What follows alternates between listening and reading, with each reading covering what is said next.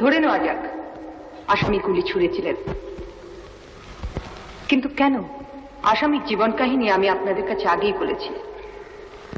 সেই জীবন কাহিনীর সূত্র ধরে আমি আপনাদের কাছে নিবেদন করছি যে যদি তিনি গুলি ছুঁড়েও থাকেন তার কারণ provocation, extreme, grave and continuous provocation.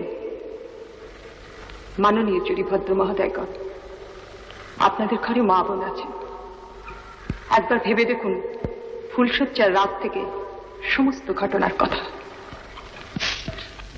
যে জঘন্য পরিস্থিতিতে ওই নরপিশাচকে ফেলেছিল, সেই পরিস্থিতি থেকে নিজেকে বাঁচাতে গেলে, নিজের ভাবী সন্তানকে বাঁচাতে গেলে গৃহত্যাগ করা ছাড়া আর কি কোনো উপায় ছিল?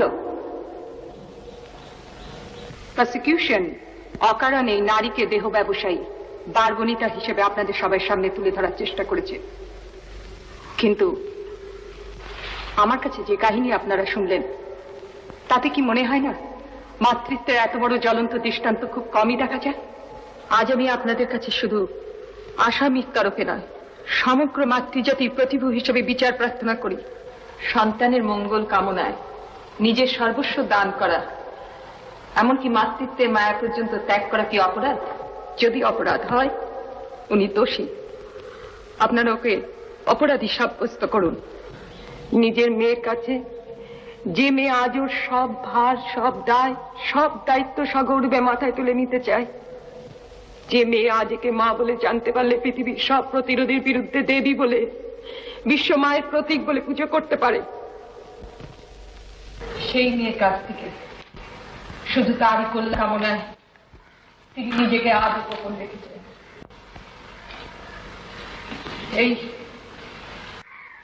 এই ধর্মাধিকরণের সামনে, আপনাদের সবাই সামনে, ও সেই মেয়ে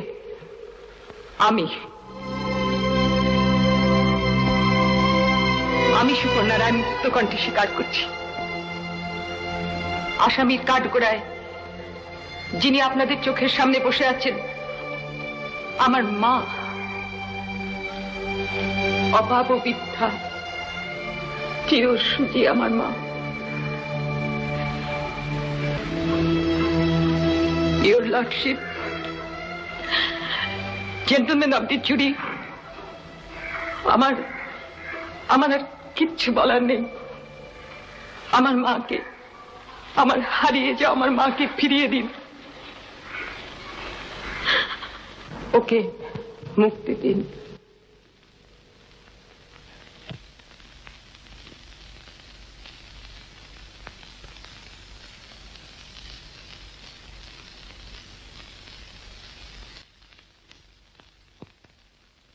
কাকু,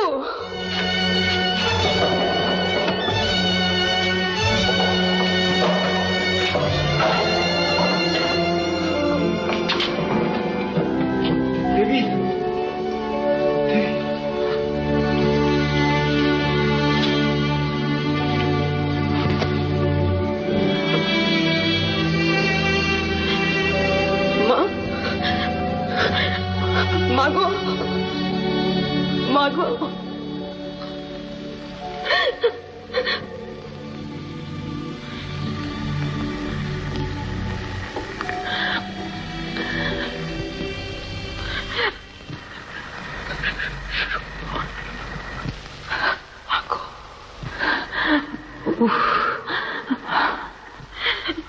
মা বলো,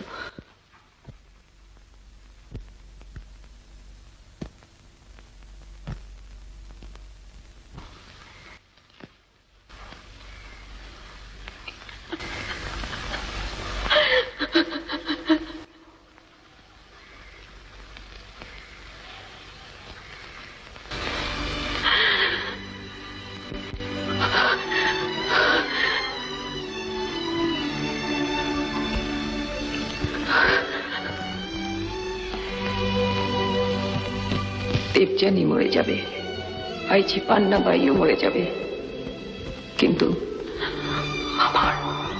আমার সুকন্যা সারা জীবন মাথা উঁচু করে বেঁচে থাক।